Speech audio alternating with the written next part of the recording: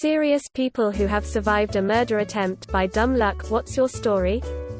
My dad was a meth addict.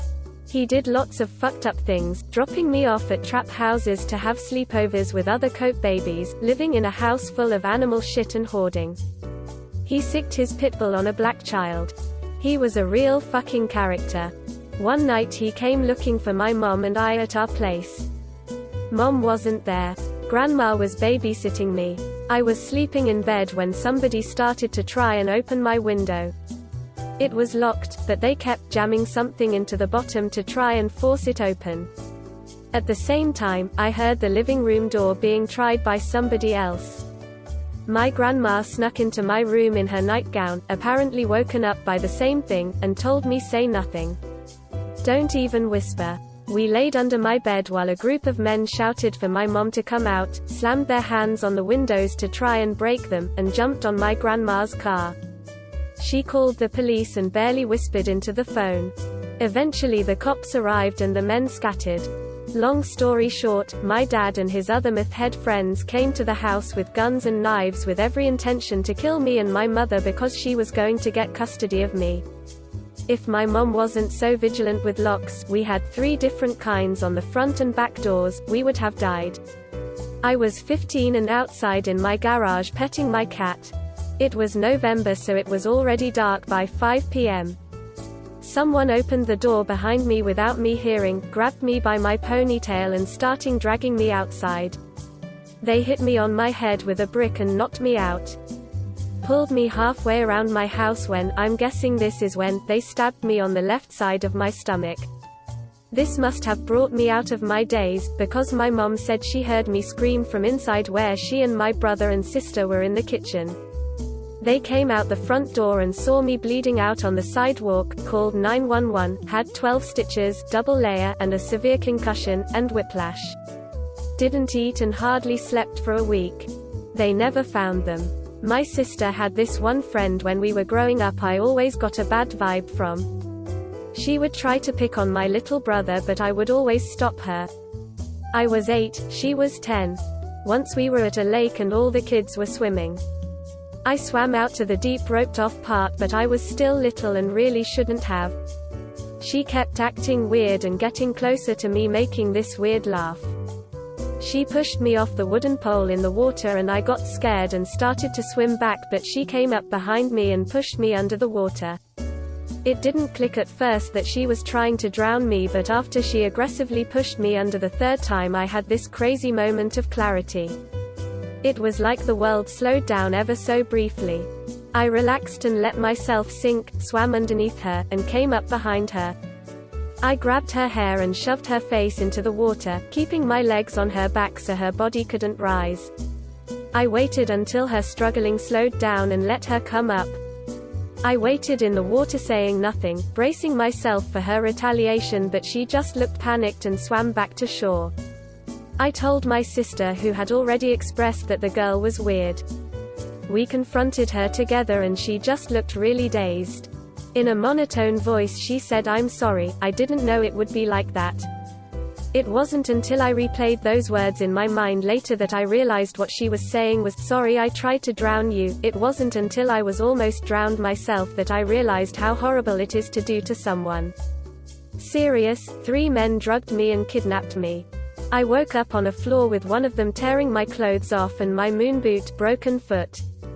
I tried kicking him off with the boot but he started knocking my head into the floor and I passed out.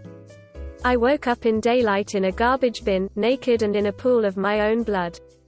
I don't know how the fuck I got out of there or how I found the nearest policeman but I then collapsed again. Woke up in a hospital with 52 stitches in my head and 78 in and around my vulva and breasts. Doctor said it was the worst rape trauma she ever saw. They say it's a miracle I'm alive and don't know how I did it. They were never caught. I am a crisis, trauma and PTSD counselor now. They didn't win. I was exiting a bar once after last call and was with a friend who was a medic. We saw a girl laying in a snowbank near a telephone pole who had just been hit by a car. We ran over and tried to help her. Some others were already on the phone with 911 and I, not having any medical training, didn't have anything to contribute but didn't want to just leave. The whole situation was concerning. I turn around for a second and start to hear people screaming. I turn around. A minivan was heading for us, the few people around this woman. They already started to run, but I was too late. He hit me as I was trying to flee, put the car in reverse, ran over me again, and then went forward and run over me a third time. Turns out the guy was high and drunk and got into a fight with the women's BF, whom I bared a strong resemblance to. He thought I was him. Not to throw a pity party for myself, but 9 years later I have a ton of medical issues, and my life pretty much started on a downward spiral since then, but sure, I guess I survived. Edit, for everyone wondering about the guy, an off-duty cop watched the whole thing go down, and copied his license plate number. He was apprehended 20 minutes later and charged with attempted murder, along with many other things. He pleaded out to just 3 years in jail. He had actually killed someone else a few years before drunk driving. How they thought that was appropriate is beyond me. My husband and I live above our place of business. Our alarm company called us at 3 a.m. to say there was a motion detect alert, just one, in a weird place. We assumed it was a mouse but went to reset, check it out. Husband ended up face to face with a burglar who was on his way out the window he had broken.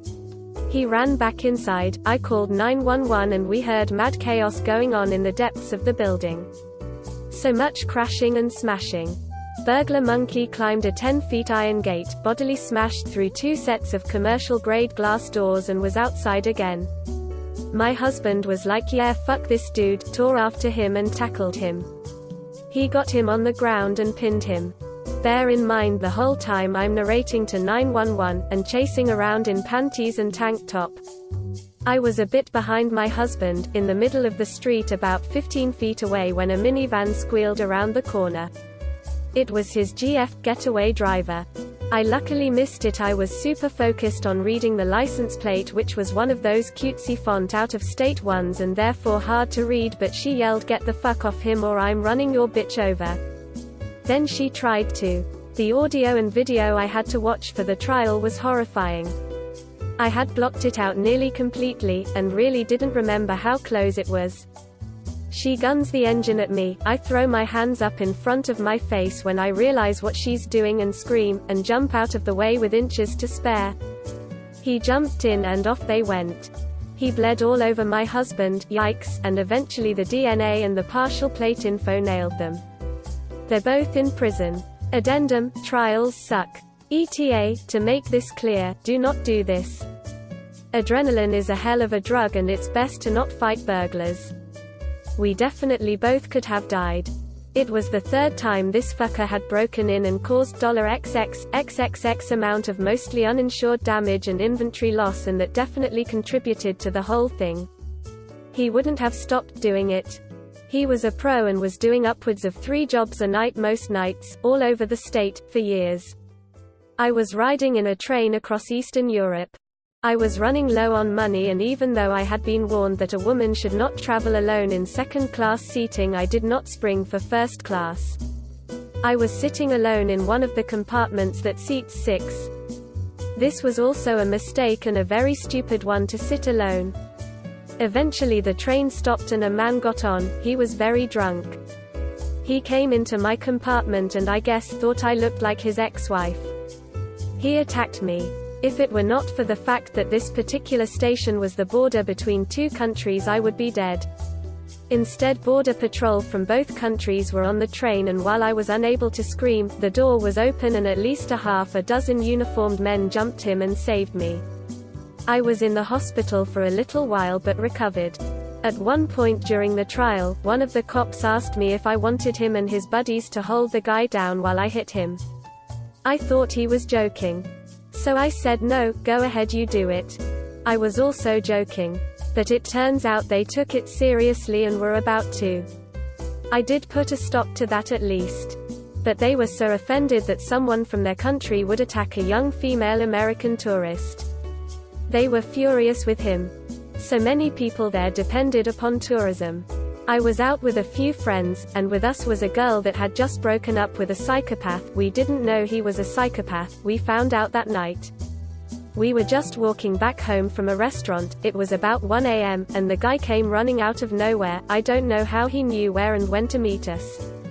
He ran to the girl, lifted her shirt up and stabbed her in the gut, literally splitting her belly open like a fish, and then ran off. This whole thing happened really quickly, so we were all in shock. The girl was holding her own intestines in her hands and she was so shocked that she didn't even seem scared, wasn't screaming or anything.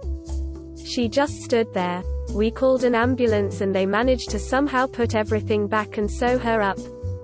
This happened about 3 years ago and she still has pretty serious problems with her digestive tract, can't eat certain things and that kind of stuff. That image of her just standing in the middle of the pathway holding her own guts will remain stuck in my head forever. The guy got 13 years in jail, by the way. Edit. Now that I think about it, a big part of why they broke up was his constant abuse towards her weight. She wasn't even fat, just a bit on the chubby side. I wouldn't even call that overweight, but he would always tell her that she had a big gut. That was almost an obsession for him. So maybe the fact that he stabbed her in the abdomen is a symbolic action of some sort. I don't know what was in that fuckhead's brain and I honestly don't even want to know. Thanks for watching. What would be your response? Leave it in the comments and see what the others say. Please also like and subscribe if you enjoyed the video. Until next time, take care.